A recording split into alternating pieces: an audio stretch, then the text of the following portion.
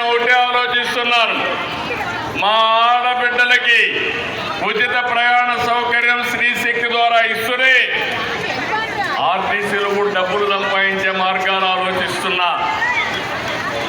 లేకపోతే డబ్బులు లేకపోతే రాబోయే రోజుల్లో బస్సులు కూడా తిరగవు.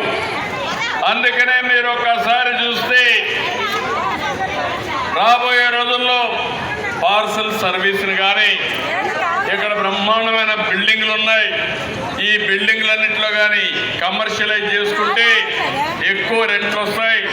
అలాంటి యాక్టివిటీస్ చేయడం కానీ ఓనర్స్ ఆర్టీసీ ఉంటారు, కానీ ఆదాయం వచ్చే మార్గాలు కూడా చూస్తామని చెప్పి నేను మీకు తెలియజేస్తున్నా.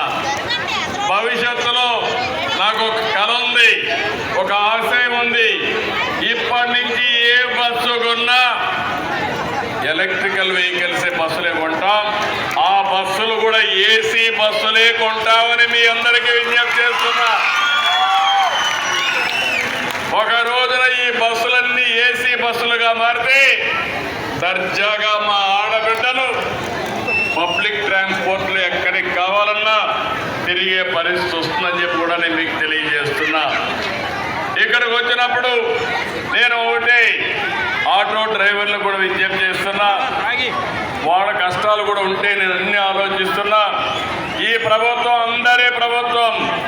నేను కానీ జనసేన కానీ బీజేపీ కానీ ప్రతి ఒక్కరికి న్యాయం చేయాలన్న ఆలోచన తప్ప ఏ ఒక్కరికి ఇబ్బంది పెట్టమని మరొకసారి మీ అందరికీ విజ్ఞప్తి చేస్తున్నాను. నేను ఆడబిడ్డల కోసం ఈ కార్యక్రమం చేశాం. అదే సమయంలో ఆటో డ్రైవర్లకి ఏదైనా సమస్యలు వస్తే క్యాబినెట్ సబ్ కమిటీ కూడా వేసాం. అవన్నీ కూడా స్టడీ చేసి వాళ్ళకు కూడా న్యాయం చేస్తాం. ఈరోజు ఇదే కాకుండా ఇంకొక పక్క మీరు ఒకసారి చూస్తే అనేక కార్యక్రమాలు ఆడబిడ్డలకు చేశాం. డాక్రా రుణమాఫీ చేశాం. పసుపు కుంకుమ కార్యక్రమం తీసుకొచ్చాం. ఆడబిడ్డల ఆత్మ గౌరవం పెరగడానికి మరుగుదొడ్ల నిర్మాణం పెట్టాం. గర్భిణీలు బాలింతలకు పౌష్టికాహారం తీసుకొచ్చాం. బేబీ కిట్లు ఇచ్చాం. తల్లి బిడ్డ ఎక్స్ప్రెస్ పెట్టాం. ఇలాంటి కార్యక్రమాలు చాలా కార్యక్రమాలు చేశాం. ఆ రోజు నేను చేసిన కార్యక్రమాల తర్వాత 4వసారి ముఖ్యమంత్రి అయిన తర్వాత నా ఆడబిడ్డల్ని పారిశ్రామికవేత్తలుగా తయారు చేయడానికి డాక్రాలో మెప్మాలో ఎంఎస్ఎంఈలకు ప్రాధాన్యత ఇస్తున్నాం. అంతేకాదు రాబోయే రోజుల్లో 1,00,000 మంది డాక్రా సంఘాల్లో మెప్మా సంఘాల్లో పారిశ్రామికవేత్తలుగా తయారు చేసి ఒక శక్తివంతమైన మహిళా శక్తిగా తయారు చేస్తాం.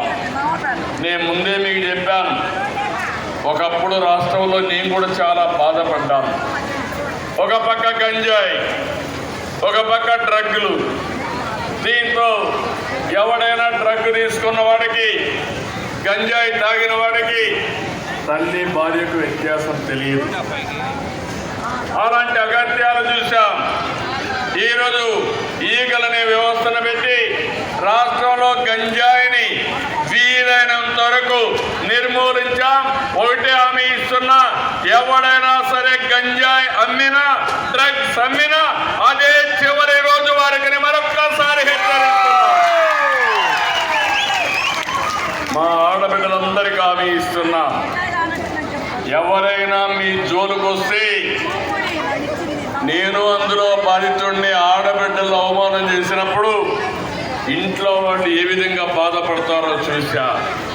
మా మిత్రుడు పవన్ కళ్యాణ్ గారు కూడా ఆ బాధను గురించారు. ఇవి తెలిసిన వ్యక్తులు. అందుకే ఏ ఆడబిడ్డ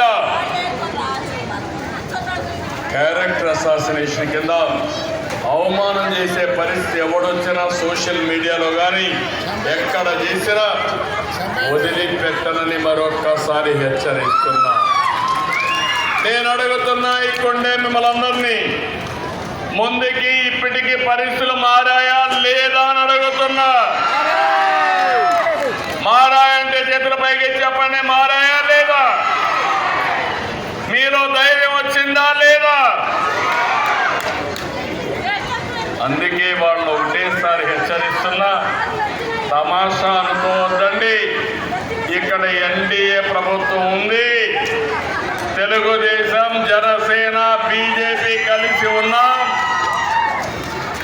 ఎవడైనా తోక తిప్పితే తోక కట్ అయిపోతుందని మరొక్కసారి హెచ్చరిస్తున్నా. ఏ కార్యక్రమం చేసినా ఇంత మునిపి